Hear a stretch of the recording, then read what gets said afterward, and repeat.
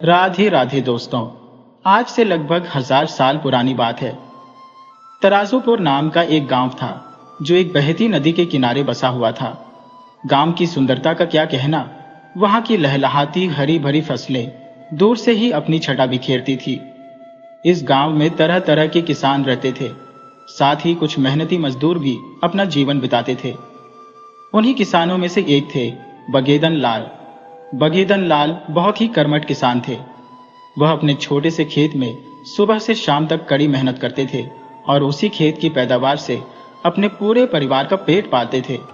उनके घर में उनकी धर्मपरायण पत्नी सोनम और उनके 2 जवान बेटे थे। सोनम हर स्थिति में अपने पति का पूरा साथ देती थी। जब भी खेत में कोई भारी काम होता था, सोनम देवी अपने पति के साथ दिन भर हाड़तोड़ मेहनत करने पहुंच जाती थी। उनके बड़े बेटे का नाम कृपाशंकर था। वह था तो होनहार, पर उसकी सारी बुद्धिमानी बेकार के कामों में लगती थी। वह दिन भर इधर उधर भटकता रहता था और पूरे गांव में घूम घूम कर बेमतलब के काम करता था। उसे लगता था कि आवारागर्दी करना उसका जन्म सिद्ध अधिकार है। उसे अपने माता पिता के श्रम से कोई मतलब नहीं था। भले ही वे काम करते करते थक कर मर जाए, पर बेटे को कोई फर्क नहीं पड़ता था। अब बात करते हैं छोटे बेटे दयाशंकर की। दयाशंकर थोड़ा बहुत कामकाज करने वाला था, मगर एक पुरानी कहावत है कि जिसकी जैसी संगत होती है उस पर वैसा ही रंग चढ़ जाता है। छोटा भाई अपने बड़े भाई कृपाशंकर के नक्शे कदम पर चल पड़ा था। दोनों भाई हर वक्त एक साथ बाहर घूमा करते थे। उनके माता पिता उनकी इस आदत से मन ही मन बहुत दुखी रहते थे। एक दिन शाम को किसान बगेदन लाल और उनकी पत्नी खेत में काम निपटाकर घर लौटे। बगेदन लाल ने अपने बड़े बेटे कृपाशंकर को प्यार से समझाते हुए कहा, बेटा, तुम अब जवान हो गए हो, तुम्हारी शादी की उम्र हो गई है। तुम्हारा इस तरह फालतू घूमना अच्छा नहीं लगता। आखिर हम दोनों पति पत्नी कब तक तुम दोनों को खिलाते रहेंगे। हमारी उम्र अब ढलती जा रही है। हम कुछ साल ही खेत में काम कर पाएंगे। जब यह शरीर जवाब दे देगा, तब हमें तुम्हारे सहारे की जरूरत पड़ेगी। कृपाशंकर ने बात अनसुनी करते हुए कहा, पिताजी, आप जो कह रहे हैं वह सही है, पर मैं आपसे सच सच कह देता हूं, मुझसे कुछ काम धाम नहीं होगा। आप छोटी दयाशंकर को खेती करना सिखाइए। अगर आप मुझसे किसी काम की उम्मीद रखते हैं तो यह आपकी भूल है। मैं आपसे साफ कहता हूं, मुझसे कुछ नहीं हो पाएगा। बगेदन लाल समझ गए कि इस बेटे को सीधेपन से नहीं बल्कि चतुराई से समझाना पड़ेगा। बगेदन बोले, बेटा कृपाशंकर, तुम मेरी बात का मतलब नहीं समझ रहे हो। असल में तुम मेरे बड़े बेटे हो। मेरे बाद इस घर की और हमारी सारी जमीन की जिम्मेदारी तुम्हें ही संभालनी है। अगर तुम अभी से जिम्मेदारी उठाना नहीं सीखोगे तो आगे चलकर तुम्हें बहुत मुश्किलों का सामना करना पड़ेगा। अरे, जब तुम अपने खाने का इंतजाम नहीं कर पाओगे तो फिर घर परिवार कैसे चलाओगे। कृपाशंकर ने तुरंत जवाब दिया, पिताजी, आप मेरे खाने पीने की चिंता मत कीजिए। भगवान ने जब हमें मुंह दिया है तो वह भोजन का प्रबंध भी खुद ही कर देगा। आप यह सोचना छोड़ दीजिए कि आपकी वजह से मुझे खाना मिलता है। पिता की यह सीधी बात उसे पीछे हटने जैसी लगी। कृपाशंकर बिना कुछ सोचे समझे वहां से निकल गया। बेटे की बातें सुनकर पिता का दिल बहुत दुखी हुआ। थोड़ी देर बाद बगेदन लाल का छोटा बेटा दयाशंकर भी बाहर से घूमकर घर आया। बगेदन ने अब छोटे बेटे को समझाने का प्रयास किया। बगेदन बोले, बेटा दयाशंकर, मुझे तुमसे बहुत जरूरी बात करनी है। दयाशंकर ने बेपरवाही से कहा, जी पिताजी, बताइए क्या बात है। बगेदन लाल ने कहा, बेटा, तुम भी अब बड़े हो गए हो। इस तरह गांव में घूमना अब तुम्हें शोभा नहीं देता। तुम कल से हमारे साथ खेत में काम करने चलो और खेती के सारे हुनर मुझसे सीख लो, ताकि आने वाले वक्त में तुम्हें कोई परेशानी ना हो। बेटा, मेरी उम्र अब ढलती जा रही है, मुझसे ज्यादा दिन तक काम नहीं हो पाएगा। ऐसे में मेरा सहारा सिर्फ तुम ही रहोगे। दयाशंकर ने भी अपने बड़े भाई जैसा ही रूखा जवाब दिया, पिताजी, आप ये क्या कह रहे हैं। मेरा शरीर काम करने के लिए नहीं बना है, बल्कि खा पी कर मौज मस्ती करने के लिए है। आपको खेती का काम बड़े भाई को सिखाना चाहिए। मैं तो अभी छोटा हूं। आप मुझसे इस तरह की उम्मीदें मत रखिए। इतना कहकर वह भी वहां से चला गया। बगेदन लाल अपने दोनों बेटों की बातें सुनकर पूरी तरह टूट गए। वह समझ गए कि यह दोनों अब हाथ से निकल चुके हैं। इनको अब शायद नियंत्रण में नहीं लाया जा सकता। पर वह यह भी जानते थे कि अगर ये नियंत्रण में नहीं आएंगे तो उसके जिम्मेदार वह खुद भी है। उन्होंने मन में सोचा, मुझे एक आखिरी कोशिश जरूर करनी चाहिए, आखिर मैं उनका पिता हूं। अगर कल को ये किसी मजबूरी में कहीं मजदूरी करने लगे तब क्या होगा? इनसे खुद का खेत तो संभलता नहीं है, मजदूरी कहां से करेंगे? कहीं ये दोनों ठगी का रास्ता न पकड़ लें। अगर पकड़े गए तो गांव में मेरी नाक कट जाएगी, लोग मुझे ही बुरा भला कहेंगे। मुझे इन्हें सुधारने का कोई उपाय जल्द से जल्द करना पड़ेगा। वह तमाम तरह की बातें सोचते हुए अपने घर के भीतर चले गए। उनकी पत्नी सोनम बिस्तर पर बैठी आराम कर रही थी। वह दिन भर खेत में फसल की बुवाई करवाकर बहुत थक चुकी थी। तभी बगेदन लाल वहां पहुंचे और अपनी पत्नी से बोले, अरे भाग्यवान, सुनती हो? सोनम ने कहा, जी बताइए क्या बात है? बगेदन लाल बोले, बात यह है कि हमारे दोनों बेटे अब हमारे बस में नहीं रहे। आज जब मैंने दोनों से खेत में काम करने को कहा तो दोनों एक दूसरे पर जिम्मेदारी डालते हुए गांव में घूमने निकल गए। भाग्यवान, तुम ही बताओ, यह सब कब तक चलता रहेगा? हम दोनों अमर होकर तो नहीं आए हैं। कल को अगर हम नहीं रहे तो इनको तो खाने को भी नहीं मिल पाएगा।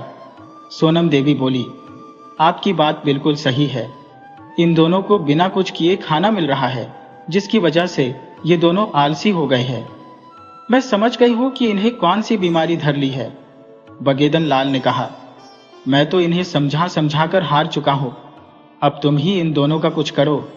सोनम देवी बोली, आप जरा भी चिंता न करें, अब मुझे अपना आखिरी तीर इन दोनों पर चलाना पड़ेगा। आने दीजिए उन दोनों निकम्मों को, मैं उनको आज पूरी तरह से सुधार दूंगी। उधर दोनों भाई गांव में घूमते हुए मस्ती कर रहे थे।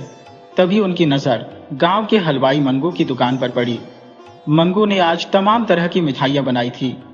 कृपाशंकर ने दयाशंकर से कहा, भाई दया, जरा मंगू की दुकान में देख तो सही, इसने आज गजब की मिठाइयां बनाई हैं। मेरा तो मन ललचा गया है, अब मैं बिना मिठाई खाए यहां से आगे नहीं बढ़ पाऊंगा।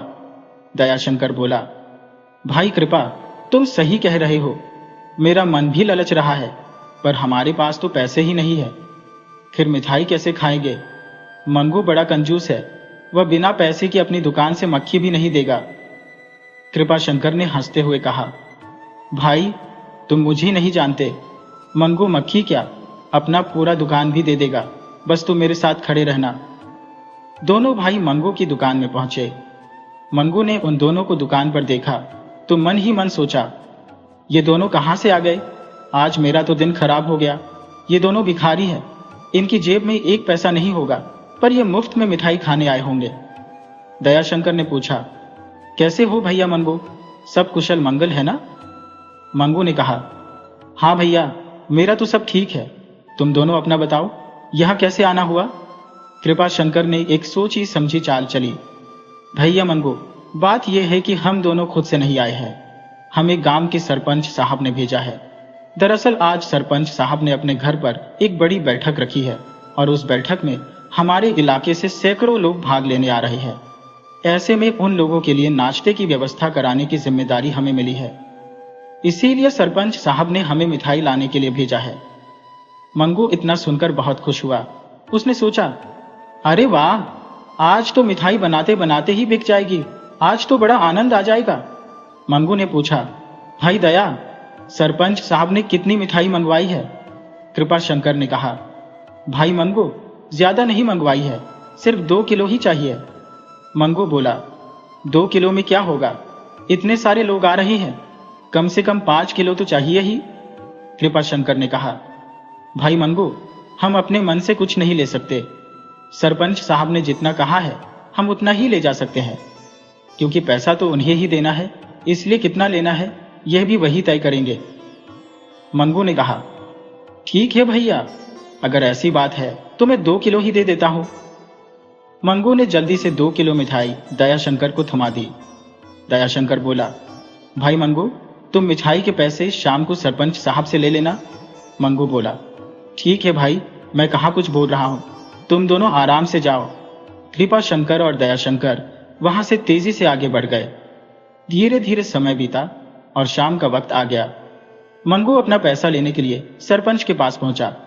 मंगू बोला, सरपंच साहब, कार्यक्रम अच्छे से हो गया ना? कोई परेशानी तो नहीं हुई? मेरी मिठाई कैसी लगी? सरपंच साहब बोले। मंगू, कैसा कार्यक्रम और कैसी मिठाई? मेरे यहाँ तो कोई कार्यक्रम नहीं था और न ही कोई मिठाई आई थी। मंगू बोला। अरे सरपंच साहब, आप भी अच्छा मजाक कर लेते हैं। आज सुबह ही मेरे दुकान पर कृपा और दया आए थे। वे 2 किलो मिठाई लेकर गए। उन्होंने बताया था कि आपके यहाँ कोई कार्यक्रम है और वे दोनों व्यवस्था देख रहे हैं। अब मजाक छोड़िए और मेरे मिठाई के पैसे दीजिए। जब मंगू ने यह सब सुना तो उसे चक्कर आने लगे। उसे समझ आ गया कि उसे बुरी तरह से मूर्ख बना दिया गया है। उधर दोनों भाई पूरे गांव में तांडव मचा चुके थे। गांव का एक आदमी था जिसका नाम करिया था। उसके दरवाजे से पशु बांधने वाला रस्सी खोलकर वे शर्मा के दरवाजे पर रख आए थे। गांव देहात में पशुओं को सुबह और शाम को घास चरने के लिए खोल दिया जाता है। उस समय सभी किसान अपने पशुओं को लेकर जंगल में चराने गए हुए थे। इधर कृपाशंकर और दयाशंकर ने अपनी शैतानी बुद्धि लगाई और पशुओं को बांधने वाली रस्सियां एक चरवाहे के घर से बदलकर दूसरे के घर पर रख दी थी और तो और किसी की रस्सी ही गायब कर दी थी। जब चरवाहे अपने अपने पशु लेकर वापस आए तो आपस में भिड़ गए कि मेरी रस्सी तुमने कैसे चुरा ली। वहां भयंकर लड़ाई शुरू हो गई। वे आपस में लड़ बैठे, पर थोड़ी देर बाद लड़ते लड़ते उन्हें समझ आया कि वे सभी तो एक साथ चरवाही में थे। ये काम तो गांव के किसी शरारती इंसान का ही हो सकता है। सभी समझ गए कि यह काम सिर्फ 2 लोग ही कर सकते हैं। बगेदन लाल के दोनों बेटों के अलावा पूरे गांव में ऐसा कोई नहीं था जो ऐसा शैतानी काम कर सके। वे सब एक झुंड बनाकर बगेदन लाल के दरवाजे पर आ धमके, पर वहां पर बगेदन लाल अकेले ही थे। कृपाशंकर और दयाशंकर बहुत चालाक थे। उन्होंने खतरा भांप लिया था और वे चुपके से बगल के गांव में जहां उनकी मौसी रहती थी वहां चले गए थे। बगेदन लाल ने जब अपने दरवाजे पर इतनी बड़ी भीड़ देखी तो वह समझ गए कि आज फिर उनके दोनों बेटों ने जरूर कोई कांड कर दिया है। भीड़ उनके दरवाजे पर आकर रुक गई। बगेदन ने लोगों से पूछा, भैया, आप लोग इतना बड़ा झुंड बनाकर मेरे दरवाजे पर क्यों आए हैं? कुछ बात हो गई है क्या? भीड़ में से एक आदमी बोला, जिसका नाम नथुनी काका था। वह बोले, बगेदन लाल, हम तुम्हारे बेटों की खबर लेने आए हैं। आज हम उन दोनों को नहीं छोड़ेंगे। वे हम सबका जीना हराम कर दिए हैं। ये सब कब तक चलता रहेगा? आज आर या पार होकर रहेगा। तुम हम सबके बीच में मत आना, नहीं तो तुम भी पीटे जाओगे। बगेदन लाल बोले, अरे नथुनी काका, आप बोले जा रहे हैं पर मेरी बात का जवाब ही नहीं दे रहे हैं। आखिर हुआ क्या है? मुझे भी तो पता चलना चाहिए। पीटने और पिटाने वाली बात बाद में होती रहेगी। नथुनी काका बोले, बगेदन लाल, तुम्हारे दोनों बेटे कृपाशंकर और दयाशंकर ने हमारी गायों को बांधने वाली रस्सी को खोलकर एक दूसरे के दरवाजे पर रख दिया है ताकि पूरे गांव के लोग आपस में लड़ें, कटें और मर जाए। और उनकी वजह से लड़ाई हुई भी थी। पर हम सबको ये बात थोड़ी देर बाद समझ आई कि जब हम सब गायों को लेकर जंगल गए थे तो एक दूसरे की रस्सी कैसे चुरा सकते हैं। बाद में धनश्री काकी ने हमें बताया कि यह काम दयाशंकर और कृपाशंकर का ही है। भीड़ में से धनश्री काकी बोली, अरे हाँ बेटा, मैंने अपनी इन दोनों आंखों से दया और कृपवा को रस्सी खोलते देखा है। तुम लोग कहोगे तो मैं काली माई की कसम खा लूंगी कि मैंने अपनी आंखों से रस्सी खोलते हुए देखा है। नथुनी काका बोले, बगेदन, धनश्री काकी ने अपनी आंखों से देखा है तो तुम्हें यह बात माननी पड़ेगी। हाँ, अगर वह कहीं और से देखी होती तो नहीं मानना पड़ता। ऊपर से धनश्री काकी काली माई की कसम खाने को तैयार है। तुम्हें अब अपने बेटों को हमारे सामने लाना ही पड़ेगा। बगेदन लाल बोले, नथुनी काका, मुझे पता है यह काम मेरे दोनों नालायक बेटों का ही किया धरा है। धनश्री काकी को कसम खाने की कोई जरूरत नहीं है। मैं खुद अपने बेटों से बहुत ज्यादा परेशान हूँ। आप लोगों को लगता है कि मैंने अपने बेटों को कहीं छुपा रखा है, तो यह आपकी गलतफहमी है। दरअसल मैं भी उन दोनों का ही इंतजार कर रहा हूँ कि कब दोनों आए तो मैं उनकी खबर लूँ। नथुनी काका बोले, बेटा बगेदन, हमसे चिकनी चुपड़ी बातें मत करो। हमारा बाल ऐसे ही सफेद नहीं हो गया है। बेटा, मैंने पूरा दुनिया घूम के देखा है। तुम जल्दी से अपने बेटों को बाहर बुलाते हो या हम सब तुम्हारा ही गुस्सा उतार दें। बगेदन लाल ने मन ही मन सोचा, इतनी बड़ी भीड़ को अकेले संभालना मेरे बस की बात नहीं है। अगर ये भड़क गए तो मेरी एक भी बात नहीं सुनेंगे। इनसे चतुराई से ही काम लेना पड़ेगा। नहीं तो सच में ये मेरा ही गुस्सा उतार देंगे। बगेदन लाल बोले, नथुनी काका, आपको अगर लगता है कि मैंने उन नालायकों को छुपा रखा है तो आप खुद मेरे घर के अंदर जाकर देख सकते हैं, मुझे इसमें कोई आपत्ति नहीं है। नथुनी काका और धनश्री काकी दोनों तमतमाए हुए घर के अंदर चले गए, जैसे वे किसी आतंकवादी को पकड़ने जा रहे हो। थोड़ी देर बाद दोनों अपना अपना मुंह लटकाए बाहर आ गए। बगेदन लाल बोले, नथुनी काका, मैं सच में अपने बेटों से परेशान हूं। वे मेरे साथ खेत में काम नहीं करते और दिन भर आवारा घूमते रहते हैं। मैं धीरे धीरे बूढ़ा होता जा रहा हूं, उनका भविष्य अंधकार में होते जा रहा है। काका, वे दोनों जैसे भी हो, हैं तो मेरे अपने बेटे ही। आप सब उन्हें एक और मौका दे दीजिए। उन दोनों की तरफ से मैं आप सभी से हाथ जोड़कर माफी मांगता हूं। आप सब उन्हें माफ कर दीजिए। नथुनी काका बोले, भाइयों, अपना बगेदन बहुत अच्छा आदमी है और ऊपर से हाथ जोड़कर माफी मांग रहा है। अगर कुछ और जोड़कर मांगता तो अलग बात थी। हमें इस बार उन दोनों को माफ कर देना चाहिए, पर अगली बार हम शिकायत लेकर बगेदन के पास नहीं आएंगे। बगेदन बोले, जी नथुनी काका, आप उन दोनों को सूली पर चढ़ा देना या फिर मार डालना, मैं एक बार भी आप सबसे कुछ नहीं कहूंगा। नथुनी काका और धनश्री काकी वापस भीड़ को लेकर चले गए। इधर कृपाशंकर और दयाशंकर अपनी मौसी के घर से वापस आ गए थे। दरअसल उनकी मौसी अपने घर पर नहीं थी, वह ताला लगाकर किसी शादी में चली गई थी। जब दोनों ने दरवाजे पर ताला लगा देखा तो वे वापस अपने घर चले आए। घर के पीछे से वे दोनों छिपकर सारी घटना देख रहे थे। उन्होंने अपने पिता को लोगों के सामने गिड़गिड़ाते हुए देख लिया था। वे दोनों शर्म से लाल हो गए। कृपाशंकर और दयाशंकर की आंखें अब खुल चुकी थी। कृपाशंकर ने धीरे से कहा, छोटे, इससे बड़ी शर्म की बात क्या होगी कि हमारे कारण हमारे पिता को लोगों के सामने हाथ जोड़ना पड़ रहा है। हमें यह दिन देखने से पहले कहीं डूब मरना चाहिए था। अब हम किस मुंह से पिता के सामने जाएंगे? दयाशंकर बोला, हाँ भैया, तुम सही कह रही हो, पर अब हमारी आंखें खुल गई है। बेटों का काम पिता का सिर गर्व से ऊंचा करना होता है, पर हम दोनों ने ऐसा काम कर दिया है कि हमारे पिता का सिर शर्म से जमीन में गड़ा जा रहा है। कृपाशंकर बोला, छोटे, अभी भी हमारे पास समय है। हम अभी चलकर पिता के पैर पकड़ लेते हैं और कल से उनको काम पर नहीं जाने देंगे, बल्कि अब हम दोनों भाई पिता से खेती सीखकर उनकी सेवा पूरा जीवन करेंगे। हमारे लिए यह बड़े सौभाग्य की बात होगी। अन्यथा कौन ऐसे पिता होते हैं जो अपने बेटों को बचाने के लिए अपना सिर किसी के आगे झुकाते होंगे? दोनों तुरंत अपने पिता के कमरे में गए और उनके पैर पकड़कर रोने लगे। वे बोले, पिताजी, हमारी आंखें खुल गई है। अब आज के बाद हम कोई ऐसा काम नहीं करेंगे जिससे आपका सिर झुके। हमें अपने आप पर शर्म आ रहा है, धिक्कार है हमारे जैसे बेटों पर। परंतु पिताजी, हमें एक बार माफ कर दीजिए। पिता ने दोनों को उठाया और गले से लगा लिया। अगले दिन दोनों भाई अपने पिता के साथ खेत पर आ गए और पूरा दिन जी जान लगाकर काम करते रहे।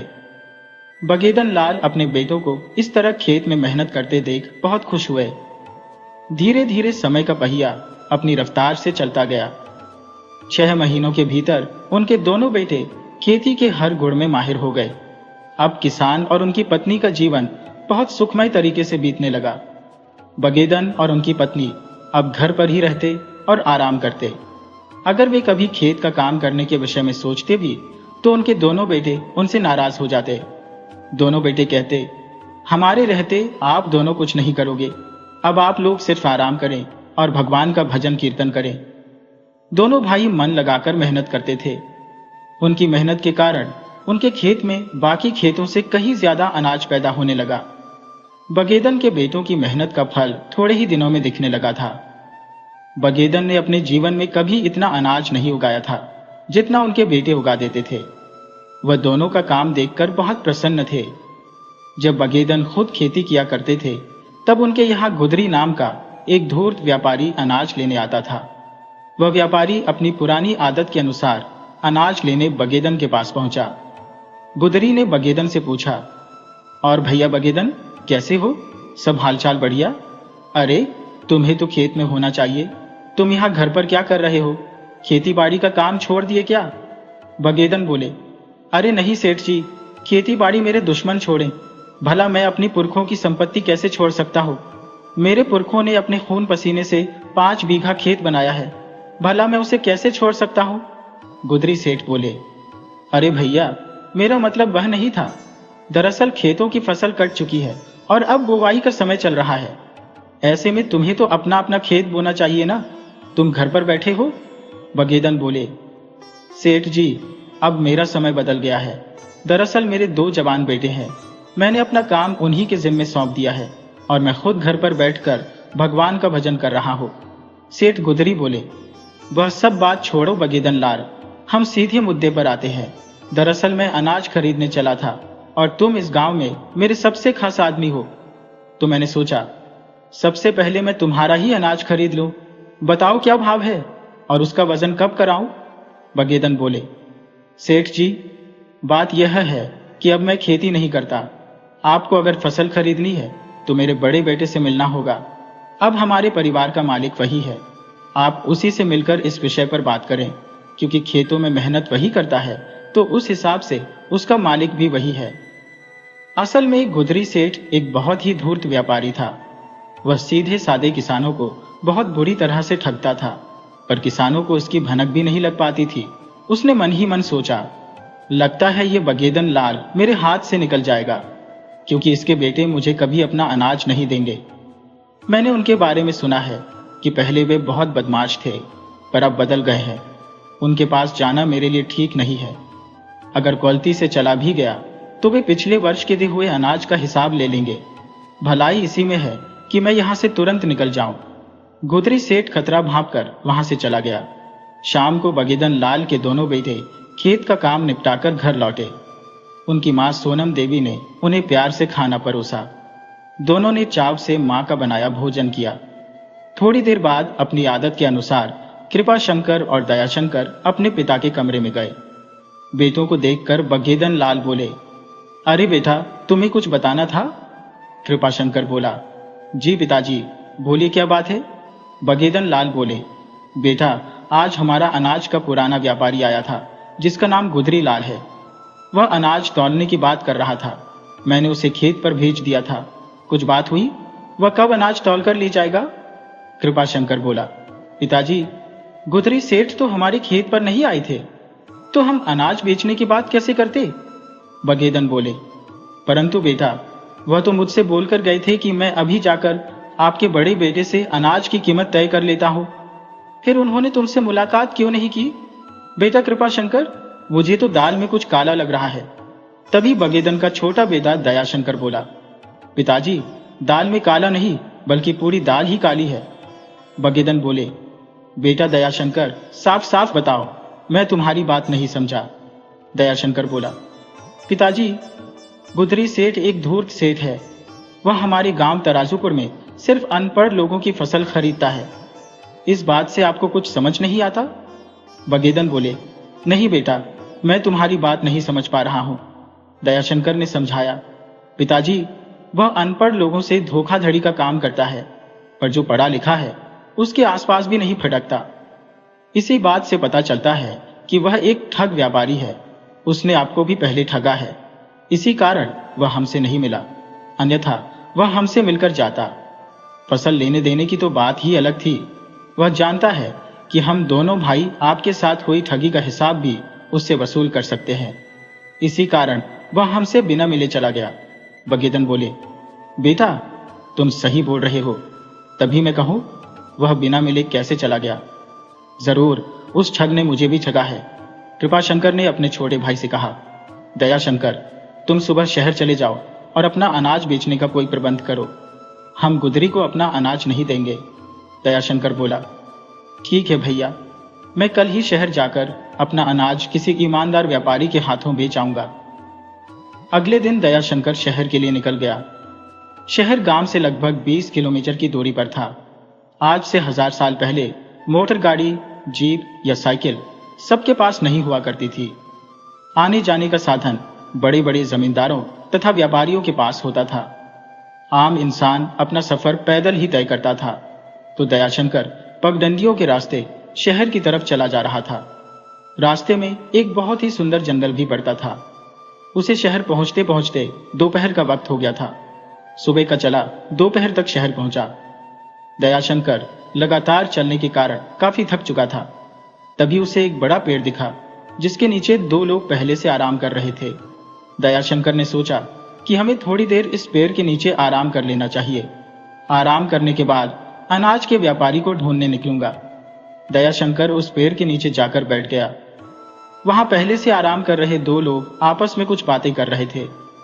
दयाशंकर उनकी बातों को ध्यान से सुनने लगा। वे बगल के गांव के किसान थे। पहला किसान बोला, अरे भैया, गजब की ठगी चल रही है इस शहर में। गुदरी सेठ तो बड़ा लुटेरा है। पहले तो वह लोगों के अनाज में ही ठगा करता था, पर अब तो जमीन जायदाद में भी ठगी करने लगा है। दूसरा बोला, हाँ भैया, मेरे गांव से भी गुदरी अनाज लाया था, पर वह अनाज के बदले पैसे न लेकर उल्टा उस किसान की जमीन ही अपने नाम करवा लिया। पहला बोला, वैसे यह जमीन उसने अपने नाम कैसे करवा ली? तब पहला किसान बोला, अरे, गुदरिया लोगों से अनाज खरीदता है, तो जो किसान अपना अनाज बेचता है वह उससे अपना पैसा ले लेता है। पर कुछ किसान ऐसे होते हैं जिन्हें तुरंत पैसे की जरूरत नहीं होती, तो इसका फायदा गुदरी उठाता है। दरअसल वह एक कागज बनवाता है जमीन लिखवाने का, और अनपढ़ लोगों से यह कहकर उस पर अंगूठा लगवा लेता है कि यह अनाज के पैसे का कागज है।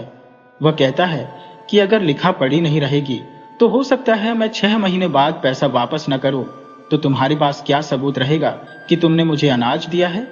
ये कागज उसी का सबूत है कि तुमने मुझे अनाज दिया है। अनपढ़ लोग उल्टा खुश हो जाते हैं कि गुदरी कितना ईमानदार है जो खुद से कागज भी बनवा देता है। पर 6 महीने बाद गुदरी जब उनके पिछवाड़े पर लात मारता है तब उनकी जमीन हड़प लेता है। दयाशंकर उनकी बातें सुनकर बहुत चिंता में पड़ गया। उसे डर लगा कि कहीं उसके पिता के साथ भी गुदरी ने कोई ठगी न कर ली हो। दोनों किसान आगे बोले, भैया, वह तो सेठ करोड़ी मल जैसा व्यापारी ही इस इलाके के किसानों का जीवन बचाए है। वह बिना कोई ठगी किए ईमानदारी के साथ किसानों के अनाज का पैसा समय से लौटा देते हैं।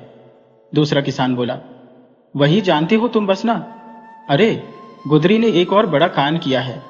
दरअसल मैं कल अपनी जमीन का कर जमा करने मुंशी के यहाँ गया था।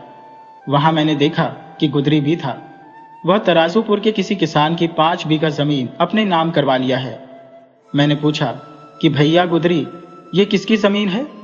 तो वह मुझ पर भड़क उठा कि तुमसे क्या मतलब, तुम अपना काम करो।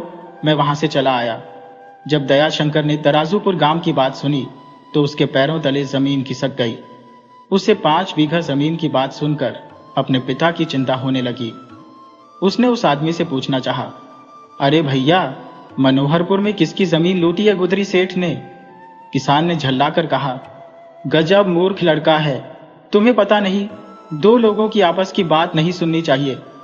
तुम यहां बैठकर हमारी बातें सुन रहे हो। जल्दी से उठकर यहां से भाग जाओ, वरना हम उठ गए तो उठने लायक नहीं रहोगे।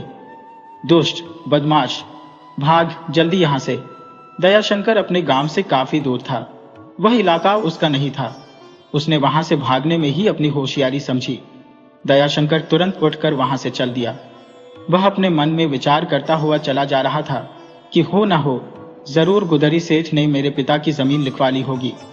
अगर मैं यह बात गुदरी से पूछने जाता हूं तो और बड़ी समस्या हो जाएगी।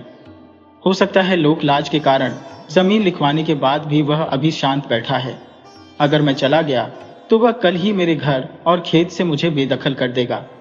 इस मामले को चतुराई से ही हल किया जा सकता है। वह सीधा करोड़ी मल के घर पहुंच गया। करोड़ी मल कोई खानदानी व्यापारी नहीं थे। करोड़ी मल के जीवन पर अगर हम नजर डालें तो पता चलता है कि लगभग 20 साल पहले वह भी एक मेहनती किसान थे। वह हर फसल की बुवाई करते और उसकी देखभाल करते। उनकी पत्नी भी उनके काम में उनका हाथ बटाती थी। एक बार करोड़ी मल ने अनाज की कटाई की थी और अपना अनाज गुदरी को बेच दिया था। बदले में गुदरी ने उनको पैसा न देकर अपना एक छोटा सा गोदाम बड़ी जबरदस्ती के बाद दिया था, नहीं तो वह पैसा लेकर भागने वाला था। करोड़ी मल ने इस आपदा को एक अवसर में बदला। वह बड़े व्यापारियों से मिलकर अनाज का व्यापार शुरू किए और उनकी मेहनत रंग लाई। 20 साल बाद करोड़ी मल उस नगर के सबसे बड़े और सबसे ईमानदार व्यापारी बन चुके थे। तो दयाशंकर करोड़ी मल के पास पहुंच गया। उस वक्त करोड़ी मल अपने घर के बाहर ही कुछ लोगों का हिसाब कर रहे थे। दयाशंकर ने कहा, सेठ जी नमस्ते, मैं तराजूपुर से आया हूँ खास आपसे मिलने के लिए। दयाशंकर एक चतुर इंसान था। वह अपनी बुद्धिमानी से बहुत कुछ हासिल कर सकता था। उसे अपना यह हुनर पता था। करोड़ी मल ने जब दयाशंकर को देखा तो वह देखते ही समझ गए कि यह एक होनहार लड़का है। करोड़ी मल बोले, जी बेटा बोलो, किस विषय को लेकर तुम मुझसे मिलने आए हो? दयाशंकर बोला, सेठ जी, मैं मनोहरपुर के एक किसान का बेटा हूं। मेरा नाम दयाशंकर है। मैं आपके माध्यम से अपना अनाज बेचना चाहता हूं। दरअसल पहले हमारा अनाज गुदरी सेठ लेते थे, पर उनकी ठगी के चर्चे पूरे इलाके में फैल गए हैं, तो मेरे बड़े भैया ने आपके यहाँ अनाज बेचने के लिए भेजा है। करोड़ी मल बोले, बेटा तुम बिल्कुल सही जगह आए हो। मैं उचित भाव में तुम्हारी फसल कल ही खरीद लूंगा। तुम उसके लिए बिल्कुल निश्चिंत रहो। रही बात गुदरी सेठ की, तो उनका पाप का घड़ा अब भरने वाला है और बहुत जल्द वह फूटने वाला है। दयाशंकर बोला, ठीक है सेठ जी, मैं घर चलता हूं। मैं कल आपका इंतजार करूंगा। सेठ करोड़ी मल बोले, बेटा अब शाम हो गई है। मेरे ख्याल से तुम्हें घर लौटने में आधी रात हो जाएगी। अगर तुम मेरे यहाँ रुकना ठीक समझते हो तो मेरे घर पर आज ठहर सकते हो। मैं कल सुबह तुम्हारे साथ ही तुम्हारे गांव चल पड़ूंगा। वहां पर मुझे और भी किसानों की फसल खरीदनी है। दयाशंकर ने मन में सोचा, सेठ बिल्कुल सही कह रहे हैं। मुझे आज इनके घर पर ही रुक जाना चाहिए और कल सुबह इनके साथ ही अपने गांव चला जाऊंगा। दयाशंकर बोला, सेठ जी, मैं आज आपके पास ही रुक जाऊंगा। मुझे सुरक्षा का कोई भय नहीं है, बल्कि अगर किसी अन्य जगह पर रहता तो बहुत कठिनाइयों का सामना करना पड़ता। पर आपके जैसे नेक दिल इंसान के यहाँ ठहरना सबके सौभाग्य में नहीं होता। सेठ करोड़ी मल दयाशंकर का व्यवहार देखकर उस पर बहुत खुश हुए। उन्होंने सोचा कि आज के जमाने में भी संस्कारी लड़के होते हैं। धन्य है इसके माता पिता जिन्होंने ऐसा बेटा पाया है। दरअसल सेठ करोड़ी मल का कोई पुत्र नहीं था। उनकी एक लड़की थी जिसका नाम हेमलता था। वह लड़की सेठ की अपनी नहीं थी, बल्कि सेठ करोड़ी मल ने उसे एक मंदिर से उठा लाए थे। पर आज तक सेठ ने उस लड़की को पता नहीं चलने दिया था कि वह उनकी बेटी नहीं है। साथ ही सेठानी भी उस लड़की का बहुत अच्छे से ध्यान रखती थी। हेमलता सेठ और सेठानी की आंखों का तारा थी। मेहमानों को ठहरने के लिए सेठ ने कमरा बनवाया था, पर सेठ ने दयाशंकर को अपने ही कमरे में ठहराया। इसका कारण था कि सेठ करोड़ी मल दयाशंकर के व्यवहार से बहुत प्रभावित थे। शाम के वक्त सेठ ने अपनी बेटी हेमलता से खाना मंगवाया और खुद अपने दुकान पर मुनीम से हिसाब लेने चले गए। थोड़ी देर बाद हेमलता खाना लेकर दयाशंकर के कमरे में दाखिल हुई। हेमलता को देखते ही दयाशंकर का दिल मचल उठा। वह उसे देखता ही जा रहा था। हेमलता एक बहुत सुंदर लड़की थी, जो उसे देखे बस देखता ही रह जाए। परंतु हेमलता ने दयाशंकर की तरफ एक नजर भी नहीं देखा। दयाशंकर ने खुद को संभालते हुए अपनी नजर उसकी तरफ से हटाई और खाना खाने लगा। थोड़ी देर बाद हेमलता थाली उठाने आई। अचानक से हेमलता की नजर दयाशंकर पर पड़ी। हेमलता ने जब दयाशंकर को देखा तो दोनों का दिल मचल गया। अक्सर जवानी के दिनों में लड़के लड़कियों से एक तरह की भूल हो जाती है जिसे प्रेम कहते हैं। वही भूल दोनों के साथ हो गई। वे दोनों एक दूसरे को देखते ही जा रहे थे। थोड़ी देर बाद हेमलता की मां कमरे में दाखिल हुई तो हेमलता तुरंत वहां से थाली उठाकर चली गई। सेठ थोड़ी देर बाद दुकान से लौटे और दयाशंकर का बिस्तर लगाकर उसे सोने को बोलकर खुद अपनी पत्नी के कमरे में चले गए। परंतु दयाशंकर को नींद कहां से आती? उसकी नींद तो हेमलता ने चुरा ली थी। वह करवटें बदलते बदलते आधी रात बिता दी। उधर हेमलता का भी वही हाल था। उसने भी अपनी नींद दयाशंकर को देखते ही गंवा दी थी। लोकलाज के कारण दोनों एक दूसरे से कुछ बोल नहीं पाए थे। हेमलता लेटे लेटे अपने मन में सोची, मेरा दिल उस लड़के के लिए मचल गया है। क्यों न चलकर उसका भी हाल लिया जाए। अगर उसका भी दिल मचला होगा तो वह भी मेरी तरह जीवन भर तड़पता रहेगा। हो सकता है वह फिर कभी जीवन में मुझसे न मिले। एक बार उसके मन की बात मुझे जानना चाहिए। वह चुपके से उठी और दयाशंकर के कमरे में चली गई। इसके बाद कमरे का दरवाजा बंद कर दिया। जब दयाशंकर ने देखा कि लड़की खुद उसके कमरे में आई है तो उसे भरोसा ही नहीं हुआ। वह बिस्तर पर सोता ही रहा। दयाशंकर ने अपने आप से कहा, मैं भी गजब का बेवकूफ हूं। मुझे लग रहा है मेरी सपनों की रानी मेरे सामने खड़ी है। हेमलता बोली, अरे बेवकूफ, सच में मैं तुम्हारे सामने खड़ी हूं। दयाशंकर तुरंत उठकर बैठ गया। दयाशंकर बोला, तुम पागल तो नहीं हो? अरे कोई देख लेगा। तुम्हें इस तरह मेरे कमरे में नहीं आना चाहिए, तुम्हारी बदनामी हो जाएगी। हेमलता बोली, होने दो बदनामी, मुझे बदनामी से कोई डर नहीं है। डर मुझे सिर्फ इस बात का है कि जीवन में पहली बार किसी ने इस तरह मेरा दिल धड़काया है और दिल धड़काकर वह बिना मिले चला न जाए। मुझे फिलहाल इस बात का भय लग रहा है। क्या तुम्हें भी मुझसे प्यार हो गया है? दयाशंकर बोला, हाँ, मुझे भी तुमसे प्यार हो गया है, परंतु हमारा और तुम्हारा मिलना नामुमकिन सा है। दरअसल मैं एक गरीब परिवार का लड़का हूं और तुम एक नगर के सबसे बड़े सेठ की बेटी। मेरा और तुम्हारा मिलन असंभव है। तुम अपने कमरे में चली जाओ, अन्यथा तुम्हारी बदनामी हो जाएगी। लड़की बोली, मुझे नहीं पता कि तुम अमीर हो या गरीब, मुझे सिर्फ इतना पता है कि तुम मेरे दिल के अंदर बस गए हो और मैं तुम्हारे सिवा किसी अन्य से कभी भी विवाह नहीं कर सकती। तुम अपना किस्मत बदल सकते हो। अगर तुम्हारे अंदर मुझे पत्नी बनाने की इच्छा होगी तो तुम मुझे पत्नी किसी भी कीमत पर बना लोगे। एक बात और मैं तुम्हें बता देती हूँ, मैं पूरा जीवन तुम्हारे इंतजार में बैठी रहूंगी। तुम जब अपनी मेहनत में सफल हो जाना तो आकर मुझे मेरे पिता से मांग ले जाना। इस प्रकार किसी के दिल में जगह बनाकर उसे छोड़ देना मौत से भी बदतर सजा माना जाता है। दयाशंकर ने जब लड़की की बात सुनी तो उसका दिल जोश से भर उठा। दयाशंकर बोला, ठीक है, तो मैं भी तुम्हारे सिवा किसी और से विवाह नहीं करूंगा। मैं पूरा प्रयास करूंगा कि मैं कहीं सफल होकर तुम्हारे पिता से तुम्हारा हाथ मांगने आऊं, परंतु तुम अभी अपने कमरे में चली जाओ, नहीं तो तुम्हारी बदनामी हो जाएगी और मैं नहीं चाहता कि मेरी होने वाली पत्नी के चरित्र पर जरा भी दागा लगे। लड़की वहां से चली गई। इधर सेठ करोड़ीमल दोनों की बातें छिपकर सुन रहे थे। उनको तो पहले से ही शक था, परंतु दोनों की बातें सुनकर करोड़ीमल का शक यकीन में बदल गया। सेठ करोड़ीमल ने तय किया कि मैं अपना दामाद इसी लड़के को बनाऊंगा, क्योंकि मेरी बेटी जिसमें खुश रहेगी मैं उसी का साथ दूंगा। क्या फायदा वैसे माँ बाप का जिसे अपने बच्चों की खुशी न दिखे? और लड़का भी होनहार है, ये आने वाले समय में मेरा व्यापार भी संभाल लेगा। वह अपने मन में तरह तरह की बातें सोचते हुए सो गए। अगले दिन सुबह ही सेठ करोड़ीमल और दयाशंकर एक साथ मनोहरपुर के लिए निकल गए। सुबह सूर्योदय तक वे दोनों तराजूपुर पहुंच गए। सेठ करोड़ीमल तराजूपुर पहुंचकर सबसे पहले बगेदन लाल से मिले। करोड़ीमल बोले, धन्य है आपका पुत्र और धन्य है आपका संस्कार। ऐसा लड़का दिन में लालटेन लेकर ढूंढने पर भी नहीं मिलेगा। दरअसल मैं आया तो था अनाज खरीदने, परंतु यहां पर मुझे सोना मिल गया। बगेदन लाल बोले, सेठ जी, मैं आपकी बात समझा नहीं। मैं एक सीधा साधा इंसान हूं, आप अपनी बात खोलकर कहें। सेठ करोड़ीमल बोले, भाई साहब, हम और आप समधी बन गए। मैं आपके बेटे का हाथ अपनी बेटी के लिए मांगने आया हूं और आप मना मत करना। बगेदन लाल बोले, सेठ जी, क्यों मजाक उड़ा रहे हो हमारा? अरे हम गरीब किसान और आप बड़े सेठ, भला आपकी बेटी एक दिन भी हमारे घर में रह पाएगी? सेठ करोड़ीमल बोले, बगेदन जी, बात यह है कि जहां प्रेम होता है वहां सड़क पर भी रहकर गुजारा किया जा सकता है, परंतु अगर प्रेम न रहे तो इंसान महल में भी रहकर खंडहर जैसा महसूस करेगा।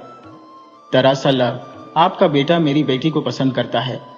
अगर आपको लगता है कि मेरी हैसियत आपकी जितनी नहीं है तो यह रिश्ता आप बेफिक्र होकर ठुकरा सकते हैं। बगेदन लाल बोले, सेठ जी, हमें शर्मिंदा न करें। दयाशंकर आपका ही बेटा है, आप रिश्ता पक्का समझिए। सेठ जी, आप शादी की तैयारी करिए, क्योंकि मैंने बड़े बेटे कृपा शंकर का विवाह तय कर दिया है। अगले सप्ताह बड़े बेटे की शादी है, तो क्यों न दोनों की शादी एक ही दिन कर दी जाए? सेठ करोड़ीमल बोले, मुझे आपका सुझाव और भी अच्छा लगा। दोनों आपस में गले मिल गए। तभी वहां पर सेठ गुदरिया आधम का, वह अपने दो पहलवान जैसे आदमियों के साथ पहुंचा था, परंतु उसके गांव में आते ही गांव के कई लोग वहां पहुंच गए थे। सभी गांव वालों ने उसे बहुत पीटा और उससे जमीन का सारा कागज छीनकर फाड़ दिया। इस तरह गांव वालों ने अपनी एकता से अपनी जमीन बचा ली। इसके बाद बगेदन लाल ने अपने दोनों बेटों का विवाह बड़ी ही धूमधाम से एक ही दिन कर दिया। जीवन में कितना भी अंधेरा क्यों न छा जाए, अगर पश्चाताप सच्चा हो तो हर भूल सुधारी जा सकती है। कृपा शंकर और दया शंकर ने अपनी गलतियों से सीखा और अपने पिता का मान बढ़ाया। याद रखिए, परिवार का मान ही सबसे बड़ा धन है। राधे राधे।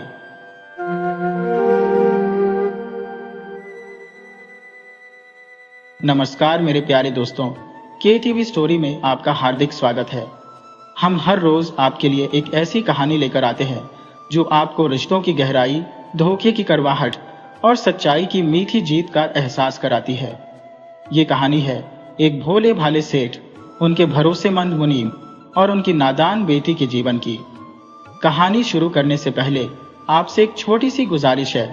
अगर आपको हमारी कोशिश अच्छी लगे तो कृपया चैनल को सब्सक्राइब करें, इस वीडियो को लाइक करें, शेयर करें और अपने विचार कमेंट में जरूर बताएं। आइए कहानी शुरू करते हैं। बहुत पुरानी बात है। सन 1970 के आसपास भैरव नगर नाम का एक शहर हुआ करता था। वह नगर अपनी खुशहाली के लिए मशहूर था। वहां बड़े बड़े सेठ साहूकार रहते थे, जिनका व्यापार आसपास के गांवों तक फैला हुआ था। उन्हीं सेठों में से एक थे सेठ ललन राय। उनका काम कपड़ों का था। वे गांवों के इलाकों में थोक में कपड़े पहुंचाया करते थे। उनका कारोबार कोई बहुत बड़ा तो नहीं था, पर उनका गुजारा आराम से हो जाता था। सेठ जी के घर में सिर्फ उनकी पत्नी थी, जो हाल ही में ब्याह कर आई थी। उनकी शादी को मुश्किल से 2 वर्ष ही हुए थे। घर के सारे काम नौकर चाकर करते थे, इसलिए सेठानी को कुछ करना नहीं पड़ता था। सेठ ललन राय अपनी पत्नी से बहुत प्रेम करते थे और उनकी छोटी बड़ी हर चीज का ध्यान रखते थे। समय गुजरता गया और सेठ जी का व्यापार दिन दूना रात चौगुना बढ़ने लगा। सेठ जी मेहनत करने में कोई कसर नहीं छोड़ते थे। उनमें एक बहुत अच्छी खूबी थी, वे अपने वचन के पक्के थे। इसी वजह से उनका व्यापार नगर के दूसरे सेठों से ज्यादा फैला हुआ था। पर कहते हैं ना, विधाता का नियम है, जिस इंसान में अच्छी बातें होती हैं उसमें कुछ ना कुछ कमी भी जरूर होती है। सेठ ललन राय की भी एक कमजोरी थी, वे किसी भी इंसान पर बहुत जल्दी भरोसा कर लेते थे। इस आदत का खमियाजा वे पहले भी कई बार भुगत चुके थे।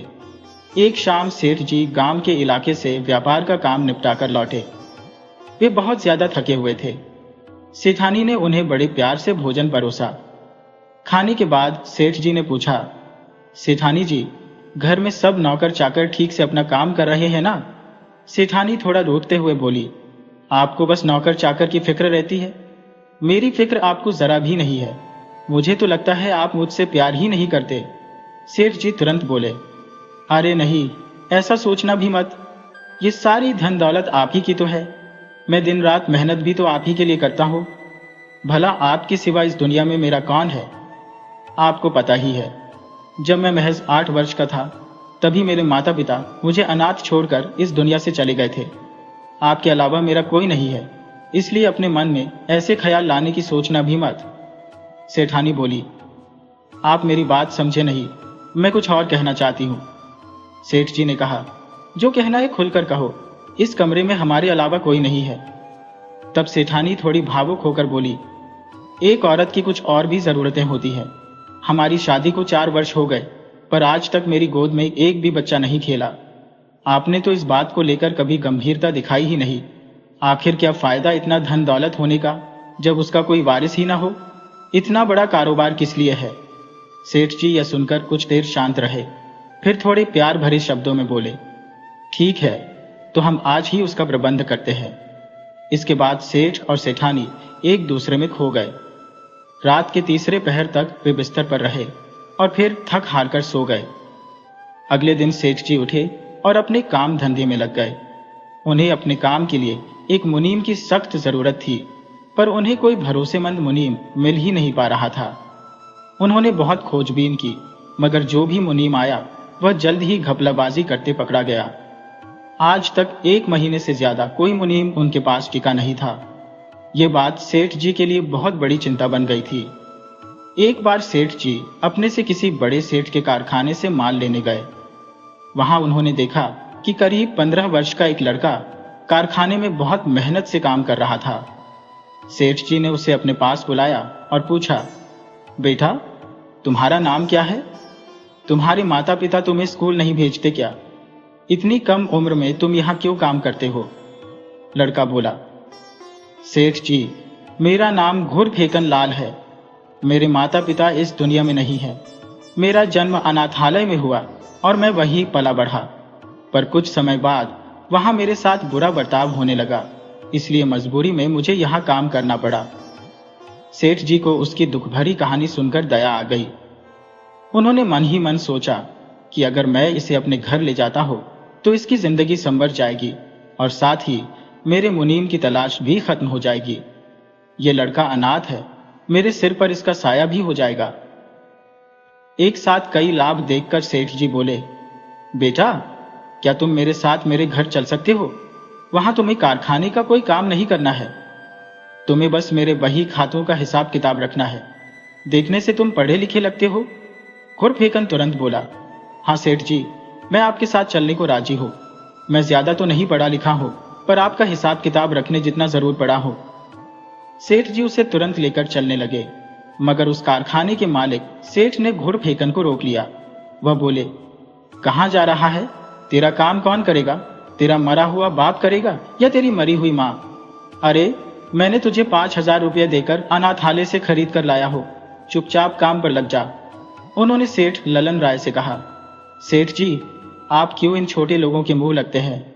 इनकी कहानी कुछ और होती है और बताते कुछ और है।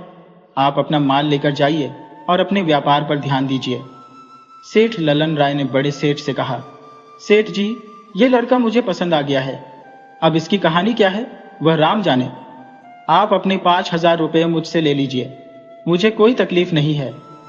सेठ ललन राय ने बिना देर किए 5,000 रुपये दिए और घुरफेकन को लेकर वहां से चल पड़े। घुरफेकन लाल सेठ ललन राय से बहुत प्रभावित हुआ। होता भी क्यों नहीं, भला आज के समय में कौन किसके काम आता है? पर सेठ ने घुरफेकन के लिए इतनी बड़ी रकम देने में एक बार भी नहीं सोचा। सेठ जी की उम्र 25 वर्ष थी, वहीं घुरफेकन 15 वर्ष का था।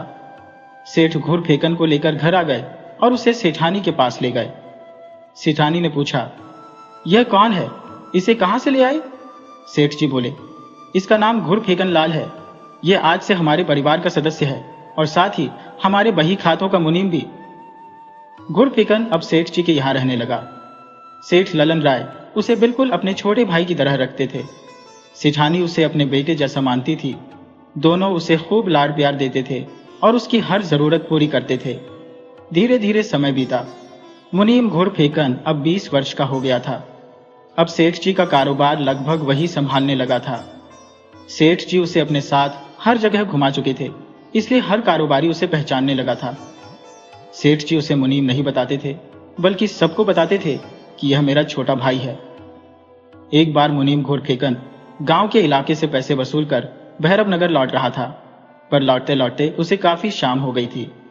एक गांव के बाद एक घना जंगल पड़ता था, इसलिए उसने उसी गांव के एक सेठ, जिनका नाम भोपल लाल था, उनके यहाँ ठहरने का सोचा। भोपल लाल के व्यापार में घुरफेकन भी माल देता था, इसलिए उसने बिना किसी हिचकिचाहट के उनके यहाँ रात बिताने का प्रस्ताव रखा। सेठ भोपल लाल मुनीम घुरफेकन को देखकर बहुत खुश हुए और तुरंत उन्हें अपने घर में ठहरा दिया। सेठ भोपल लाल अपनी इकलौती बेटी के साथ रहते थे। उनकी पत्नी बेटी को जन्म देते ही दुनिया से चली गई थी। बेटी का नाम शिमला था।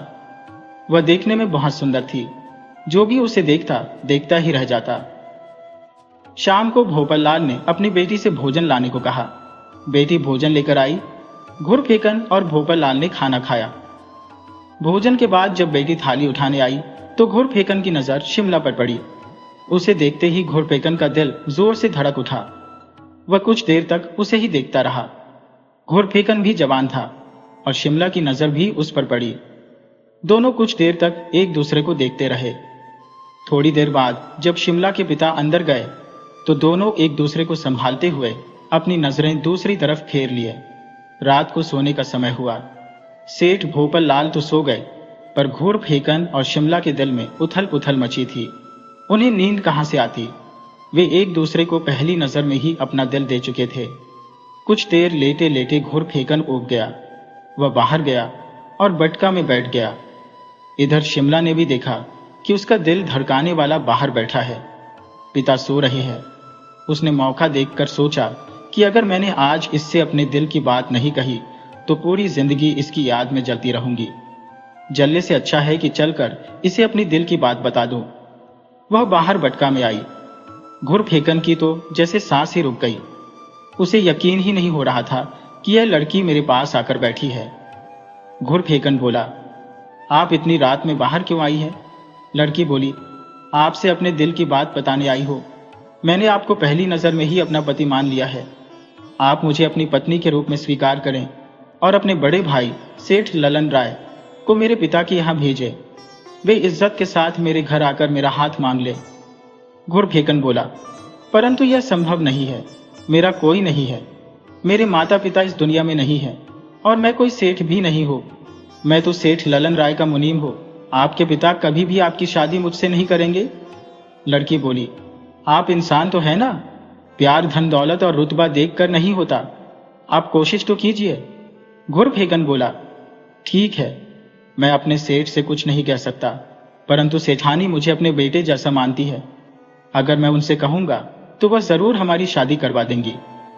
लड़की अंदर चली गई और घुरफेकन भी बिस्तर पर सो गया। परंतु उन दोनों की बातें सेठ भोपल लाल सुन रहे थे। असल में जब शिमला थाली उठाने आई थी तभी भोपल लाल को दोनों पर शक हो गया था, इसलिए वह सोने का सिर्फ नाटक कर रहे थे। उन्होंने मन में सोचा कि अगर इज्जत बचानी है तो बेटी का विवाह बहुत जल्द करना पड़ेगा। कहीं ऐसा ना हो कि यह मुनीम मेरी बेटी को लेकर भाग जाए। हो सकता है इसका इरादा मेरा धन दौलत हड़पने का हो। वह तरह तरह की बातें मन में सोचते हुए सो गए। अगले दिन घुरफेकन लाल वहां से उठा और अपने घर की तरफ चल पड़ा। इधर भोपल लाल अपनी बेटी के विवाह के लिए लड़का तलाश करने निकल गए।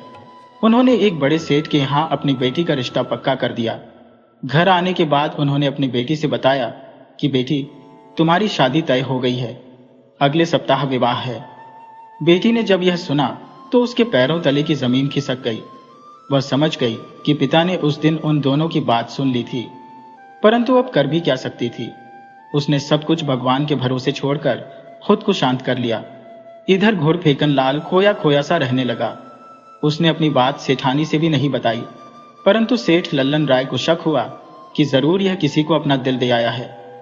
सेठ तो घुरफेकन को अपना भाई मानते थे, जिसके कारण रिश्तों की एक मर्यादा थी। वह उससे कुछ नहीं पूछ सकते थे, परंतु सेठानी उससे हर बात पूछ सकती थी। सेठ ने शाम को सेठानी से कहा, जब से घुरफेकन गांव से पैसे वसूल कर आया है यह एकदम खोया खोया रहता है। तुम उससे पूछो कि आखिर हुआ क्या है। मुझे लगता है ये किसी के प्रेम में पड़ गया है। सेठानी बोली, अगर ऐसी बात है तो मैं सुबह ही पूछ लूंगी।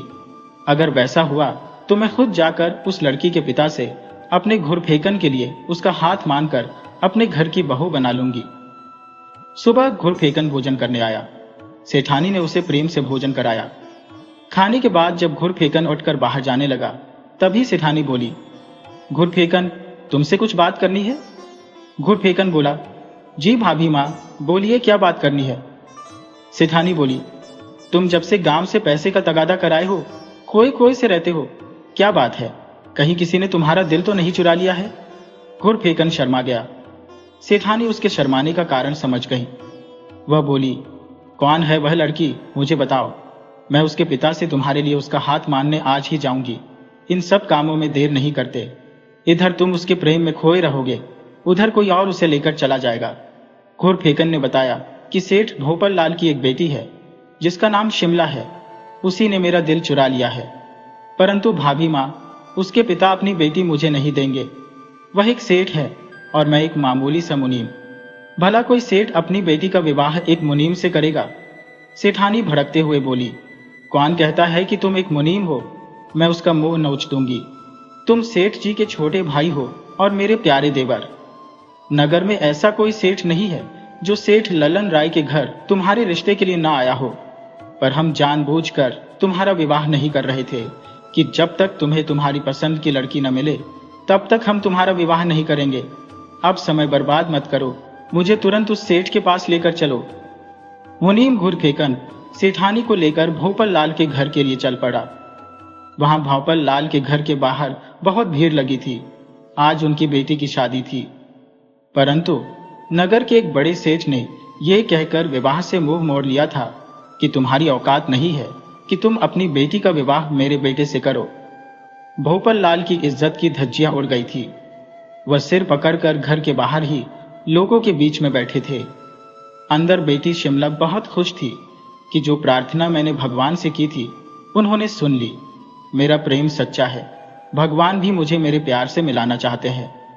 घुरफेकन और सेठानी जब वहां पहुंचे तो घुरफेकन ने भोपल लाल से पूछा, सेठ जी, आखिर आप मन मारकर क्यों बैठे हैं? आपके घर के बाहर भीड़ भी लगी है, आखिर क्या हुआ है?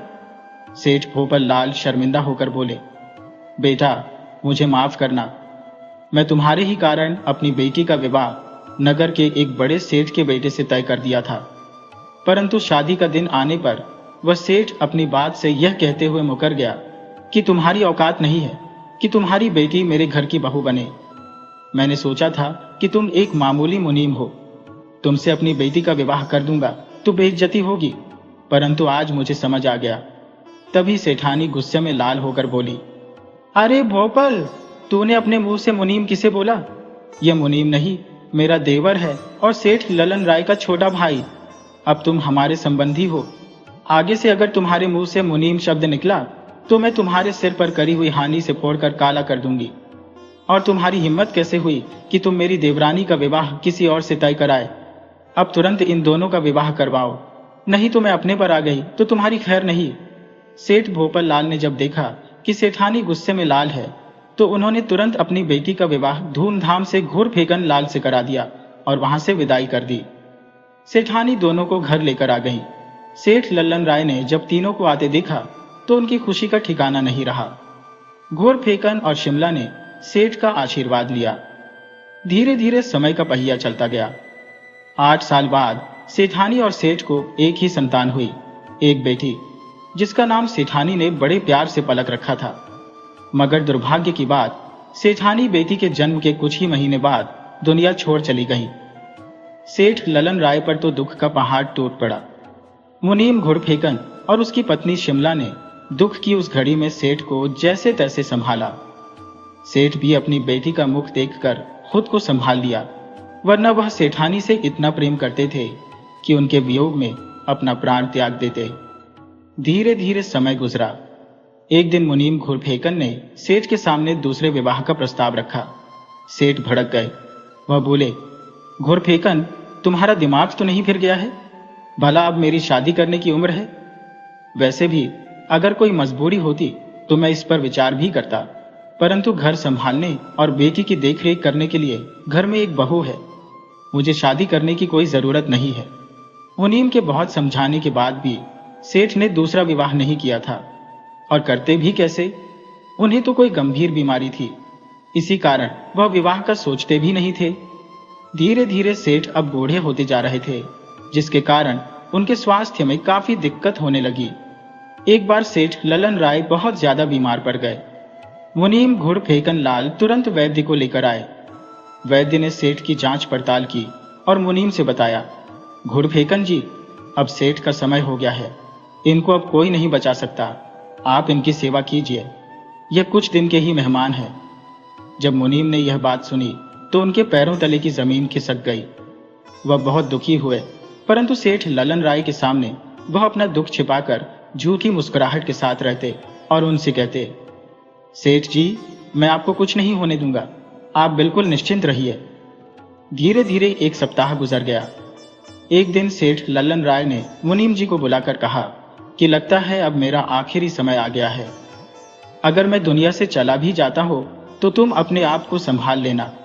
मनुष्य तो जन्म लेता रहता है, मरता रहता है, इसमें कोई नई बात नहीं है, परंतु मरते वक्त भी इंसान को अपनी औलाद की चिंता लगी रहती है।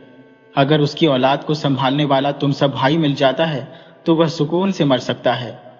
सेठ ने कहा, तुम मुझसे वादा करो कि मेरे मरने के बाद मेरी बेटी पलक को अपनी बेटी की तरह पालोगे पोसोगे। मैं रहूं या न रहूं, तुम उसकी हर जरूरत पूरी करोगे। उसे कभी एहसास नहीं होने दोगे कि तुम उसके पिता नहीं हो।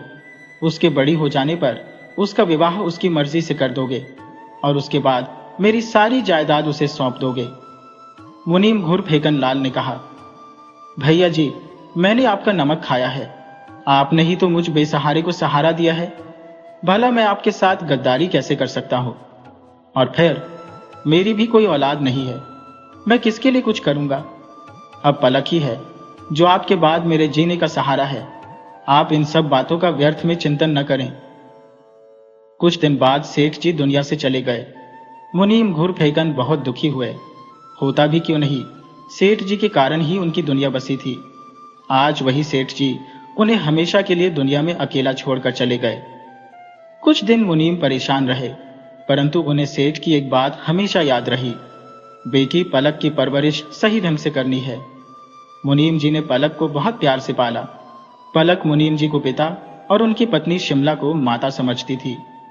उसे तो अपने माता पिता की मृत्यु का ख्याल भी नहीं था, और मुनीम जी ने भी उसे कभी नहीं बताया कि तुम मेरी बेटी नहीं हो, मैं तो सिर्फ तुम्हारा पालन करता हूं। पलक धीरे धीरे सयानी हो चली। मुनीम जी के बेहिसाब प्यार ने उसे जरूरत से ज्यादा बिगाड़ दिया था। वह बहुत जिद्दी और नटखट हो गई थी। सयानी हो जाने के बाद भी वह बच्चों जैसा जिद करती थी। सेठ और सेठानी ने उसे कभी नहीं डांटा, चाहे पलक कुछ भी कर दे। एक दिन वह अपनी सहेली अनु के घर गई थी। अनु की मां का स्वभाव थोड़ा लुच था। वह इधर की बात उधर करने में माहिर थी। उन्होंने पलक से बताया, तुम मुनीम घुर फेकन लाल की बेटी नहीं हो, बल्कि तुम्हारे पिता तो सेठ ललन राय थे, जो नेक और दयालु इंसान थे। मगर उनके मरने के बाद उनका मुनीम ही मालिक बन बैठा है। परंतु नियम के अनुसार सारी जायदाद की मालकिन तुम खुद हो, लेकिन मुनीम के रहते यह संभव नहीं है। पलक कम उम्र की लड़की थी। उसके दिमाग में यह बात बैठ गई कि यह मुनीम और उसकी पत्नी मेरे अपने माता पिता नहीं है, और अब ये चाहेंगे कि मेरी शादी किसी ऐरे गहरे से कराकर सारी जायदाद का मालिक खुद बन जाए। परंतु मैं ऐसा होने नहीं दूंगी। वह अपने घर तो आ गई, परंतु उसका स्वभाव बदल सा गया था। उसे अब मुनीम और उसकी पत्नी अपने माता पिता नहीं लग रहे थे। वह एक दुष्ट भेषधारी ठग मुनीम लग रहे थे। अब वह उनसे बहुत बेरुखी से बातें भी करने लगी थी। एक दिन मुनीम जी ने पत्नी से कहा कि अब पलक की शादी कर देनी चाहिए। उनकी पत्नी ने भी इस बात में अपनी सहमति जताई कि सयानी बेटी को घर में बैठाए रखना ठीक नहीं। आप किसी अच्छे जमींदार के लड़के से पलक की शादी तय कराओ और हम जल्दी ही इसके हाथ पीले कर देंगे। पलक उन दोनों की सारी बातें सुन रही थी। वह तमतमाकर बोली, मुनीम जी, आप मुनीम ही बने रहें तो अच्छा है। आप मेरा मालिक बनने की कोशिश न करें। मैं जान गई हूं कि आप लोग मेरे माता पिता नहीं हैं, बल्कि मेरे पिता के मुनीम हो। आपकी नज़र मेरी जायदाद पर लगी हुई है, ये बात भी मैं जानती हूँ, परंतु मैं आप लोगों के मंसूबे कभी सफल नहीं होने दूंगी। आपके कह देने से मैं किसी ऐरे गहरे के साथ विवाह कर नहीं जाने वाली। ये जायदाद मेरी है, मैं यही रहूंगी, और मेरे विवाह के बाद जाना तो आप लोगों को पड़ेगा। मुनीम जी बोले, बिटिया, ये तुम्हें क्या हो गया है? लगता है किसी ने तुम्हें भड़काया है। अरे, तुम मेरी ही बेटी हो, और थोड़ी देर के लिए मान लो कि तुम मेरी बेटी नहीं हो, फिर तुम्हारे सिवा हमारा कौन है? हमारा न बेटा है, न बेटी है, न कोई रिश्तेदार, यहां तक कि कहीं रहने का ठौर ठिकाना भी नहीं है।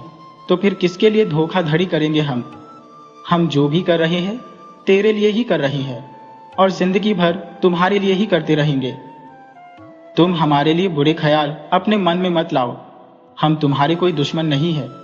असल में एक तुम ही तो हमारी जीने का सहारा हो, हमारे बुढ़ापे की लाठी हो। तुम बिटिया, पलक बोली। मुनीम जी, यह मीठी मीठी बातें तुम अपने पास ही रखो, और मेरी शादी करने का ख्याल अपने मन से निकाल दो।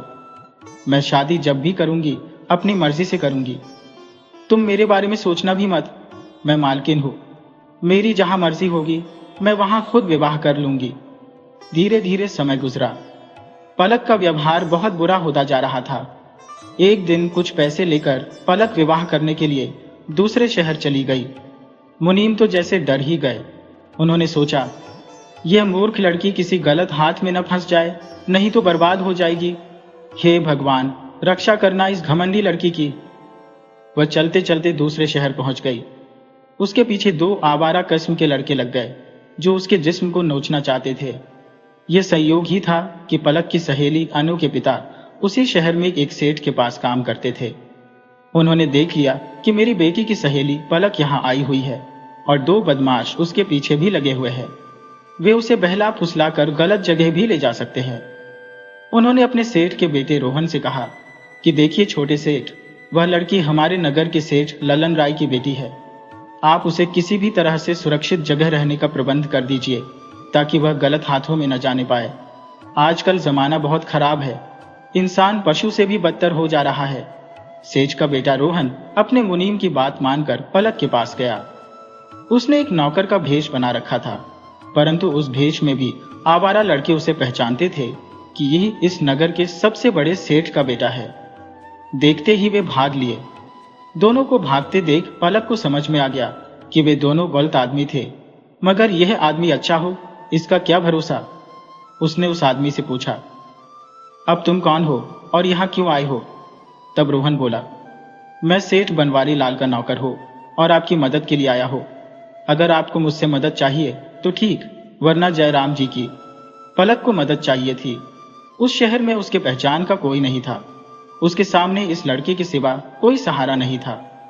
वह थोड़े अकड़ वाले लहजे में बोली, मदद करने के कितने पैसे लोगे? रोहन बोला, आप जितना दे दें, हम तो नौकर हैं, मालिक से पगार पाते हैं। आप खुशी खुशी जो भी दे देंगी मैं ले लूंगा। रोहन ने पलक को अपने ही होटल में ठहराया और खाने पीने इत्यादि का सही इंतजाम कर दिया। एक हफ्ते तक वह खूब मजे से रही, परंतु उसे एक चिंता खाई जा रही थी कि वह तो मुनीम से कहकर निकली है कि शादी करने जा रही हो, परंतु इस अनजान शहर में किससे शादी कर लो? मुझे इस शहर में हर कोई ललचाई नजरों से देखता है। एक यह नौकर ही है जो मुझसे प्रेम से बोलता है और मेरे जिस्म को ललचाई नजरों से नहीं देखता। मेरी जरूरत की हर चीज कहीं से भी ढूंढ कर ला देता है। इसमें वास्तव में देखा जाए तो एक अच्छे पति के सभी गुण हैं, परंतु दुर्भाग्य से यह एक नौकर है। मैं उससे शादी नहीं कर सकती। अगर मैं उससे शादी कर लूंगी तो मेरा मुनीम तो और भी खुश होगा कि वह जो चाहता था वह हो गया। सुबह जब रोहन पलक के लिए नाश्ता लेकर आया तो पलक ने उससे अपने दिल की बात कह दी। उसने बताया कि मैं घर से तो विवाह करने निकली थी, परंतु बाद में मुझे ख्याल आया कि किसी अनजाने से विवाह करना एक पागलपन होगा। विवाह जीवन में एक बार होता है। अगर किसी गलत इंसान से हो जाए तो जीवन मौत से भी बदतर हो जाता है। परंतु बिना विवाह किए घर लौटी तो मुझे अपनी सहेलियों और घर वालों के सामने अपमानित होना पड़ेगा। तुम कोई उपाय बताओ जिससे मेरा विवाह भी हो जाए और मुझे अपमानित भी ना होना पड़े। एक तुम ही इस शहर में मेरे भरोसेमंद हो, इसीलिए मैंने अपनी दिल की बात तुमसे कह दी। तब रोहन बोला, आप किसी से 1 महीने के लिए टेम्पररी शादी कर लो। पलक बोली, ये क्या बकवास करते हो, कहीं ऐसा होता है? रोहन बोला, जी मोहतरमा, ऐसा होता है, और सिर्फ दिखाने के लिए ऐसा होता है। उस शादी में पति पत्नी का मिलन नहीं होता। वे एक दूसरे से संबंध नहीं बनाते, बल्कि एक दूसरे से दूर रहते हैं। सिर्फ लोगों को दिखाने के लिए यह विवाह होता है। मेरे कई दोस्त इस प्रकार विवाह कर अपने माता पिता को चुप कराए हैं। वैसे मैं एक नौकर हूं, मेरे पास जितनी अक्ल है उतना बता दिया।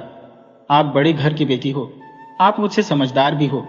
आप अपने दिमाग से काम लें, आपको जो उचित लगे वही कीजिए। इतना बोलकर रोहन वहां से चला गया। रोहन के चले जाने के बाद पलक अपने मन में सोचने लगी कि नौकर ठीक कह रहा है। मुझे इसी नौकर से टेम्पररी विवाह कर लेना चाहिए। यह तरीका बिल्कुल सही है। सांप भी मर जाएगा और लाठी भी नहीं टूटेगी। शाम को जब रोहन आया तो पलक ने उससे कहा कि तुम मुझसे 1 माह के लिए टेम्पररी विवाह कर लो। रोहन बोला, भला मैं नौकर आदमी ठहरा और आप बड़े घर की बेटी, यह टेम्पररी विवाह भी जंचेगा नहीं। पलक बोली कि मेरी जैसी हसीन लड़की तुम्हें शादी का मौका दे रही है और तुम भाव खा रहे हो। तुरंत तैयार हो जाओ, कल वापस मेरे साथ, मेरा पति बनकर तुम्हें मेरे घर चलना है। हाँ, 1 महीने के इस काम के कितने पैसे लोगे? रोहन बोला, यही कोई 10,000 रुपए दे देना, उससे ज्यादा मुझे चाहिए भी नहीं। दोनों सुबह अपने शहर भैरव नगर के लिए चल पड़े। रास्ता लंबा था, उन्हें घर जाने में 2 दिन का समय लगना था। वे एक साथ पति पत्नी की तरह चलने लगे। रास्ते में उन्हें जो भी देखता कहता, तुम दोनों की जोड़ी कमाल की है, भगवान तुम दोनों की जोड़ी सलामत रखे। इस प्रकार नए जोड़े को देखकर लोग अपने विचार अलग अलग तरीके से उनके सामने रखते। 2 दिन चलने के बाद दोनों अपने नगर भैरव नगर जैसे तैसे पहुंचे। पैदल चलने के कारण वे काफी थक चुके थे। घर आने के बाद जब घुड़फेकन लाल ने उन्हें देखा तो मुनीम जी खुश हुए कि चलो जैसे भी हो पलक ने विवाह कर लिया, और लड़का भी बहुत भोला भाला है और मेरा तो जाना पहचाना है। मगर एक दिन रात में मुनीम जी ने देखा कि लड़का घर से बाहर सोया हुआ है और पलक घर के अंदर अपने बिस्तर पर सोई है। मुनीम जी ने बहुत दुनिया देखी थी, उनका बाल सफेद हो गया था। इस दुनिया को देखते देखते उन्हें समझते देर नहीं लगी कि यहाँ भी पलक सबकी आंखों में धूल झोंक रही है। मूर्ख लड़की को यह भी नहीं पता कि ऐसा लड़का ढूंढने से भी नहीं मिलेगा। परंतु अगले दिन मुनीम जी कुछ नहीं बोले। वह लड़के को बहुत बेहतर ढंग से जानते थे। वह लड़का बहुत ही नेक दिल और होनहार था, जिसे मुनीम जी पहले से जानते थे। इस तरह 30 दिन पूरे हुए।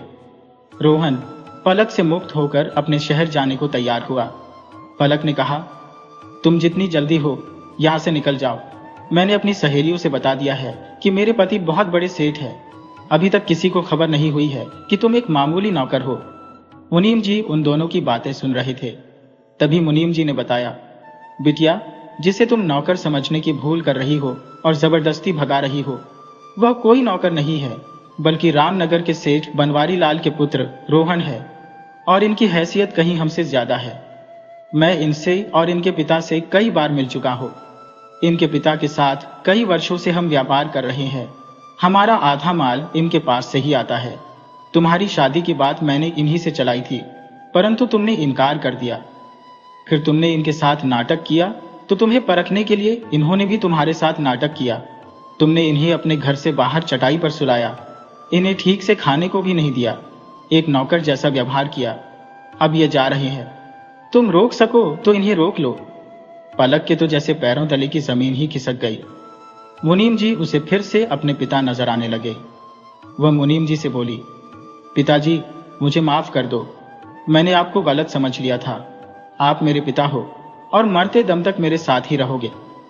अब रोहन को रोकना और मेरा विवाह कराना आपका काम है। पिता ही अपनी पुत्रियों का कन्यादान करते हैं। मुनीम जी ने रोहन से कहा, बेटे, इसे माफ कर दो और इसके साथ अपना घर बसाओ। रोहन बोला, चाचा जी, मैं 1 माह से ज्यादा समय तक पलक को रास्ते पर लाने की कोशिश कर रहा हूं। अब आपके प्रयास से सफलता मिली है। इस प्रकार मुनीम जी ने बहुत धूमधाम से दोनों का विवाह करा दिया। रोहन उसे अपने साथ लेकर अपने घर चला गया। मुनीम घुड़फेकन की आंखें विदाई के वक्त नम हो गईं। वह पलक से बेहद प्रेम करते थे। छोटी सी सीख, जीवन में धन दौलत और रुतबा देखने से ज्यादा जरूरी है इंसान के मन की अच्छाई को पहचानना। जिसने आपको सहारा दिया उसे कभी पराया मत समझना। अपने अहंकार से ज्यादा रिश्ते अनमोल होते हैं। अगर आपको हमारी यह भावनात्मक कहानी अच्छी लगी हो तो कृपया KTV स्टोरी चैनल को सब्सक्राइब करें, लाइक करें और कमेंट बॉक्स में अपने विचार जरूर लिखें। आपसे पुनः मिलते हैं एक नई कहानी के साथ। तब तक के लिए आपको और आपके पूरे परिवार को राधे राधे।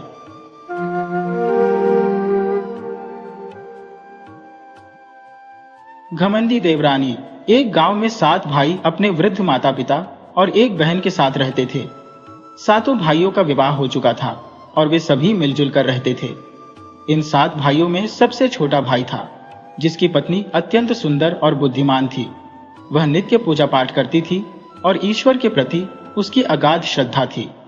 उसकी यह भक्ति देखकर उसकी छहों जेठानियां उससे ईर्ष्या करती थी और सास ससुर को भी उसके खिलाफ भड़काती रहती थी।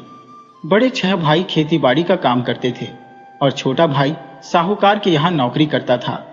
जब बड़े भाई खेतों में काम करते थे तो उनकी पत्नियों को भी उनके साथ जाकर काम करना पड़ता था, परंतु छोटे भाई की पत्नी खेतों में नहीं जाती थी क्योंकि उसका पति नौकरी करता था।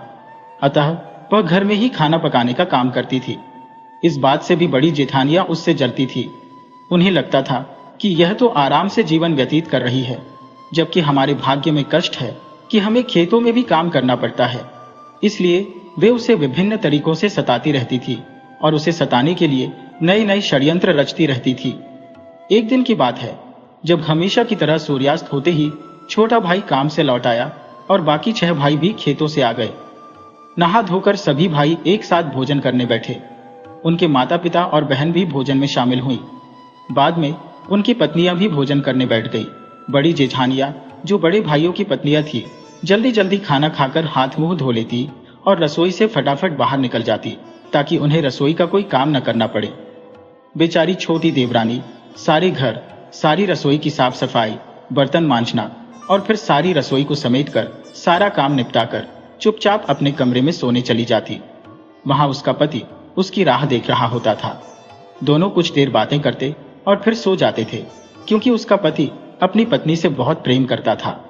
वह उसके भोलेपन से परेशान रहता था कि उसकी भाभियां उसके भोलेपन का फायदा उठाती है। इधर नीचे क्या होता है, जब छोटी देवरानी सारा काम निपटाकर अपने कमरे में सोने चली जाती है, तो चाहो जेठानियां रसोई घर में इकट्ठा होती है और उसे सताने के लिए योजना बनाती है। वे घर के पिछवाड़े से एक सांप पकड़ कर लाती है और उसे पानी के घड़े में डालकर ऊपर से ढक्कन लगाकर चुपके से अपने कमरों में जाकर सो जाती है। पूरे दिन वह चालाकी से थकान का नाटक करती रहती थी, यह दिखाते हुए कि वह खेत में काम करके बहुत थक गई है, और सो जाती थी। अगले दिन सुबह वह जानबूझकर देर से उठती थी।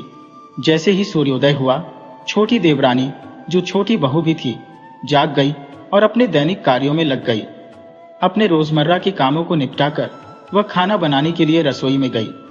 जब उसने पानी के घड़े का ढक्कन उठाकर पानी निकालने के लिए हाथ अंदर डाला, तो उसे सांप ने दंस लिया। वह तुरंत अपने ससुर, जो घर में सो रहे थे, को पुकारती है और कहती है, घर में सोए हुए ससुर जी, मुझे सांप ने दंस लिया है, मुझे बहुत दर्द हो रहा है। उसके ससुर जवाब देते हैं, घर में चौबंदी है, दहलीज बनी हुई है, पास आकर लक्ष्मी कौन आई है। इसके बाद वह अपनी सास को मदद के लिए बुलाती है। घर में सोए हुए सासू जी, मुझे सांप ने दंस लिया है, मुझे बहुत दर्द हो रहा है। सास जवाब देती है, घर में चौबंदी है, चारों तरफ चार दीवारी बनी हुई है, दहलीज बनाई हुई है, पास आकर लक्ष्मी कौन आई है।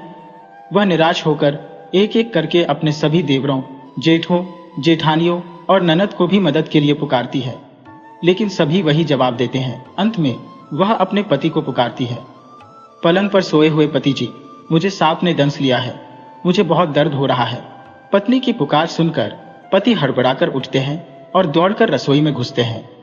वहां उन्हें अपनी पत्नी मृत पड़ी हुई दिखाई देती है और उसका पूरा शरीर नीला पड़ गया है। अपनी पत्नी को मृत देखकर पति को गहरा दुख होता है और वह बहुत रोते हैं। वे भगवान से प्रार्थना करते हैं, हे भगवान, यह तो बहुत भोली भाली और आपकी परम भक्त थी, माता रानी के साथ इतना बुरा क्यों हुआ। वह अपनी पत्नी का शव कंधे पर उठाकर बाहर लाते हैं और उसे घर की दहलीज पर रख देते हैं। उधर उसकी सबसे छोटी बहन के मायके में भी एक अनहोनी घटना घट जाती है। उनकी मां के आंगन में जो तुलसी का गिरवा था, वह अचानक सूखकर मर जाता है।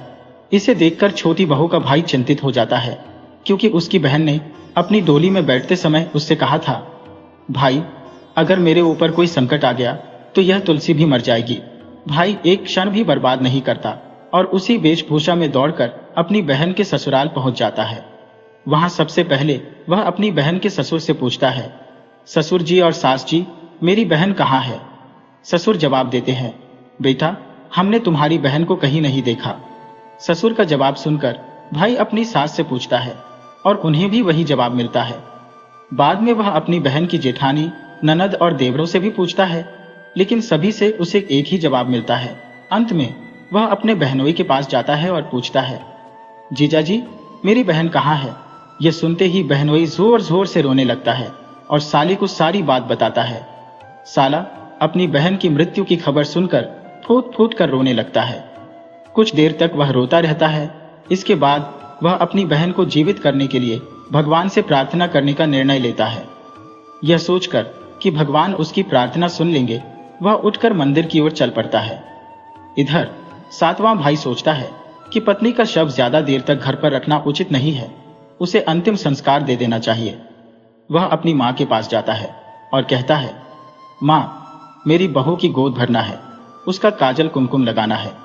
मां कहती है, तुम्हारी मृत पत्नी को तुम ही काजल कुमकुम क्यों नहीं लगाते, तुम ही उसके दाह संस्कार के लिए आगे क्यों नहीं आते।